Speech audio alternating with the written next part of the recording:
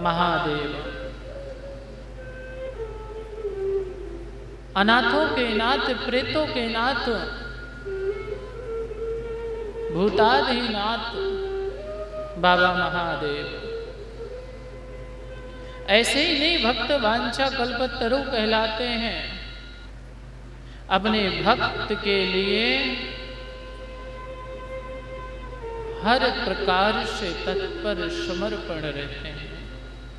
जिस प्रकार से भक्त बाबा भोलेनाथ के प्रति समर्पण रहता है, उतना ही समर्पण भाव बाबा भोलेनाथ का भक्त के प्रति होता है। और उदाहरण की बात करूं तो इस विषय में भीमेश्वर नाम की जो ज्योतिर्लिंग आज भी पृथ्वी पर विराजमान है, उससे बड़ा कोई उदाहरण नहीं होता। भीम शंकर, भीमनाथ, उन्हीं को भीमेश्वर कहते हैं। बहुत बड़ा महात्म्य है। बाबा भोलेनाथ यहाँ तक कि अपने भक्त की हरेक कामना पूर्ण करते हैं, कोई भी कामना हो, कैसी भी हो। छठे ज्योतिर्लिंग में स्थापित बाबा प्रेताधिनाथ, भूताधिनाथ, भोलेनाथ, जगन्नाथ अपने भक्त के लिए अवतरित हुए, भक्त के लिए यह स्वरूप धारण किया। कल्पना करिए कितने दयालु हैं। उनके स्मरण करने मात्र से बड़ा कष्ट दूर हो जाता है। काम रूपा विधे से शंकरो लोक कामयः अवतीर्ण स्वयं साक्षात् कल्याण सुख भजनः। कौन नहीं जानता बाबा भोलेनाथ की भीम शंकर भीमेश्वर का महात्मा। भीमेश्वर के महात्म की जितना वर्णन किया जाए, जितनी चर्चा परिचर्चा करी जाए, उतनी कम है। पर धन्य है हमारे ऋषि मुनि जिन्होंने श्री शिव महापुराण के स्वरूप में वर्णित किया। एक समय की बात है, पृथ्वी पर सभी देवताओं को जीतने वाला दैत्य, महापराक्रमी महापापी दैत्य का जन्म हुआ।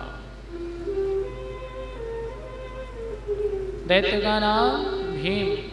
ये भीम नाम के दैत्य ने पृथ्वी सहित तीनों लोकों में अपना कब्जा कर लिया। इंद्रादि देवताओं को भगा दिया, चलो तुम्हारी छुट्टी, आज से स्वर्ग पे अपना ही राज रहेगा। कर्कटी नाम की राक्षसी का पुत्र भीम बड़ा पराक्रमी, कैसे इतना बल हुआ। एक दिन की बात है, माता से पूछा, मैया मेरे पिता कौन है? आप अकेले जंगल में रहती हो, मुझे भी रखती हो, मेरे पिताजी का नाम क्या है? कर्कटी ने संपूर्ण परिचय देते हुए कहा, बेटा तुम्हारे पिता बहुत ही पराक्रम, बहुत ही बलवान श्री कुंभकर्ण है। अच्छा, मैं कुंभकर्ण का पुत्र हूँ? हाँ, कहाँ है मेरे पिताजी? कर्कटी ने कहा, देखो बेटा तुम्हारे पिताजी को तो मार दिया गया। किसने मारा? भगवान श्री राम ने। इतनी बात सुनते ही भीम को बड़ा क्रोध आया। मेरे पिता को भगवान ने मार दिया, विष्णु स्वरूप ने मार दिया। ये विष्णु ने ठीक नहीं किया, ये किसी का हित नहीं देख सकते, मुझे अनाथ कर दिया। मैया तुम बिल्कुल भी चिंता मत करो, भीम गया जाकर के पर्वत में बैठ गया, इतनी तपस्या करी, इतनी साधना करी, इतना भजन किया कि इसके भजन का दिव्य तेज तीनों लोकों में व्याप्त हो गया। देखिए, कोई भी हो, देवता हो, ऋषि मुनि हो, सामान्य जीव हो या फिर राक्षस क्यों ना हो, दैत्य क्यों ना हो, हर एक समस्या का एक ही हल है और वह है भगवान का भजन। हम आप सब कुछ करते हैं, बस भजन नहीं करते। कथाएं सुनते हैं, हाँ भगवान ने उसका उद्धार किया, भगवान ने उसको तारा, भगवान ने उसको मारा, सब कुछ जानते हुए सुनते हुए बस भगवान का भजन नहीं करते। इतना जान लो, संत तपस्या करते हैं तो समझ में आता है, क्यों कि भगवान को पाना चाहते होंगे, मुक्ति को पाना चाहते होंगे। सद्गुरु भजन करें तो उनका रिजल्ट समझ में आता है। हम आप भजन करते हैं तो हमारी आपकी तो कामनाओं की लिस्ट इतनी बड़ी है कि भगवान यदि सुनने लगे तो जो 2-4 जन्म बीत जाएंगे कामनाएं सुनाते सुनाते। ध्यान दीजिएगा, कहने का अभिप्राय है गुरुजन भजन करें, संत भजन करें, देवता भजन करें तो समझ में आता है, पर दैत्य क्यों भजन करते हैं? इतनी सी बात है। दैत्य बनना भी कोई साधारण बात नहीं है। दैत्य बनने के लिए भी भगवान का भजन करना पड़ेगा, और वो भी उच्च कोटि का, छोटा मोटा नहीं। छोटा मोटा भजन करोगे तो छोटा मोटा कोई निपटा देगा, कहानी 2 पेज में खत्म।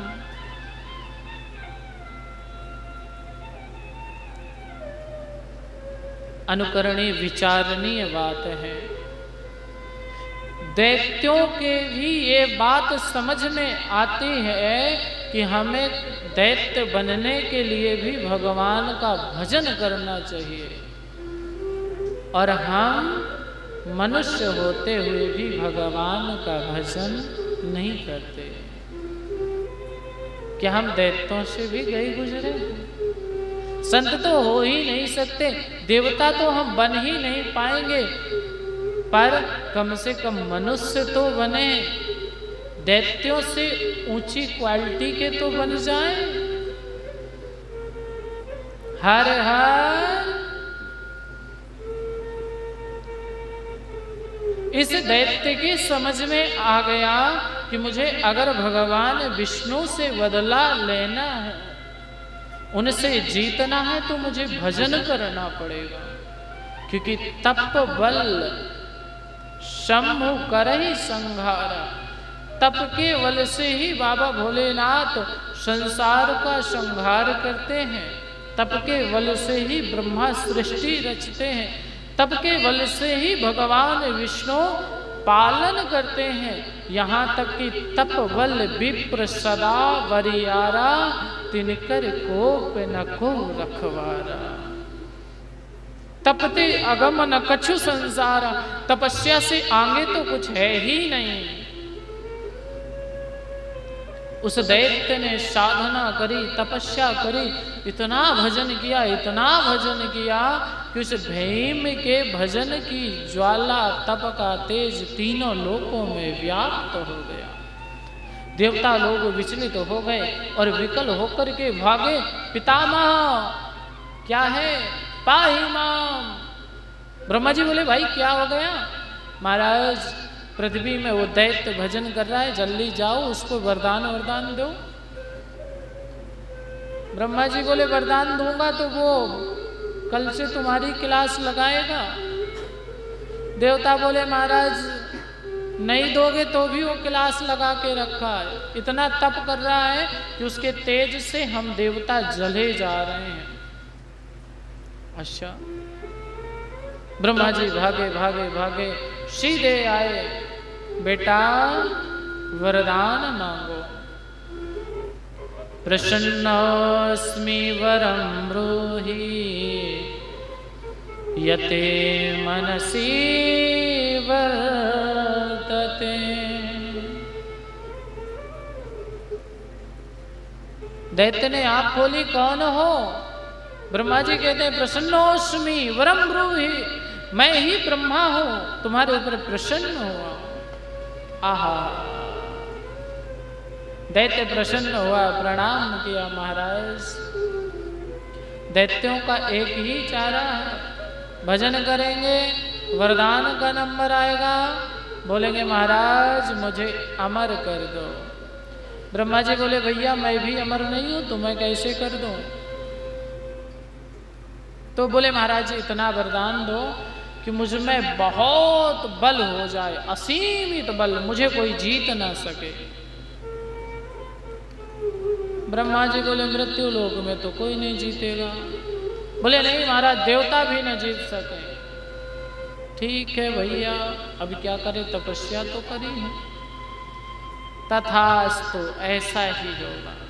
बाबा ब्रह्मा वरदान दे करके चले गए, मन में सोचते रहे इसने तपस्या करी है, अब ये देवताओं को रहने नहीं देगा। थोड़ी सी तपस्या, थोड़ा सा धन, थोड़ा सा पावर किसी दुष्ट के हाथ में आ जाता है तो पहला काम यही करता है, सज्जन लोगों को रहने नहीं देता, जीना नहीं देता। ये दैत्य की पहचान है। थोड़ा सा मान बढ़ाई, पद प्रतिष्ठा, ईर्ष्या, सम्मान, शक्ति आ जाएगी तो पहले सज्जन पुरुषों के दुश्मन हो जाएंगे। भीम वरदान लेकर के घर आया, मैया आज से भगवान विष्णु की खैर नहीं। भगवान विष्णु को ढूंढा, विष्णु तो नहीं मिले, पर समस्त देवताओं को अपने अपने स्थान से हटा दिया, स्वर्ग में कब्जा कर लिया, देवता भाग गए।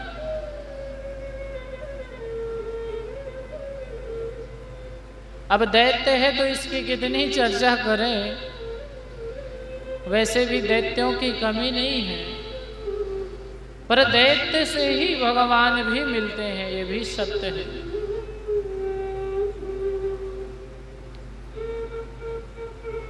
इसने संपूर्ण पृथ्वी पर कब्जा कर लिया, वेद उपनिषदों की आज्ञा बंद कर दी। कोई वेद उपनिषद का पाठ नहीं कर सकता, कोई हवन नहीं कर सकता। आप कितने भी पाप करो, भगवान जल्दी ध्यान नहीं देंगे, पर आप एक भी पाप ना करो और आपने भगवान के भक्त को कष्ट पहुंचा दिया तो भगवान आपको रहने नहीं देंगे। भगवान को कोई कितना कष्ट दे, देवताओं को स्वर्ग से हटा दिया, भगवान कुछ नहीं बोल रहे, पर यदि भगवान के भक्त की कहीं बात आ जाए तो भगवान शांत नहीं बैठेंगे। वही हुआ जो अपराध भगत कर करही, राम रोष पावक सन जरही। वही किया इस दुष्ट ने महाराज काम रूप को उनकी पत्नी दक्षिणा के सहित पकड़ करके जेल में डाल दिया।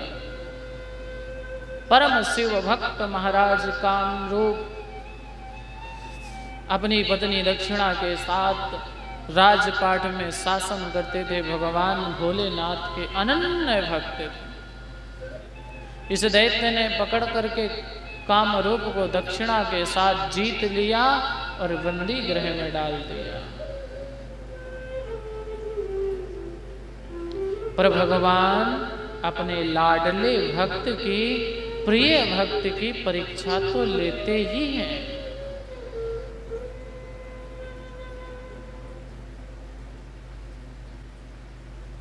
राजा कामरूप पत्नी के साथ कारागृह में जाकर भी पार्थिव शिवलिंग का निर्माण करते, भगवान भोलेनाथ का अभिषेक करते, नित्य भजन करते। मेरा एक ही आसरा है, जीवन का एक ही सहारा है, वो है बाबा भोलेनाथ। इनकी पत्नी दक्षिणा भी बहुत भगवान भोलेनाथ की सेवक,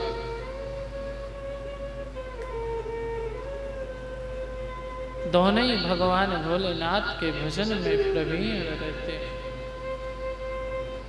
एक दिन की बात है, किसी सैनिक ने देखा तो कहा, महाराज भीम बोला क्या है? बोले वो जो राजा को अभी पकड़ा है ना, बंदी गृह में डाला है, हाँ, तो बोले वो आपको मारने के लिए तंत्र विद्या कर रहा है, दैत्य होकर भी तंत्र विद्या से डर रहा है। महाराज तो भगवान की भक्ति कर रहे हैं, लेकिन वो उसको तंत्र विद्या समझ रहा है। भीम भागा आया, तलवार निकाली, ये क्या कर रहे हो? संयोग की बात, महाराज कामरूप भगवान भोलेनाथ की बस साधना ही कर रहे थे। बोले मैं शिव का भजन कर रहा हूं। क्या होता है इसके करने से? अरे इनके करने से सब हो जाता है, मुक्ति मिलती है। दैत्य बोला आज से तुम पूजा नहीं करोगे, करोगे तो सिर्फ मेरे नाम की। महाराज कामरूप बोले बड़े विचित्र हो, अरे कम से कम राजपाट छीन लिया, चैन से भजन तो करने दो। भीम बोला नहीं। भीम ने तलवार निकाली, मानोगे नहीं, और जैसे ही मारना चाहा तक्षण भगवान अनाथों के नाथ बाबा भोलेनाथ काम रूप से प्रकट हो गए। बोले शंकर भगवान की। और काम रूप से प्रकट हो गए और विनय देर किए हुए एक क्षण में उस भीम नाम के दैत्य का उद्धार किया। बोलिए शंकर भगवान की।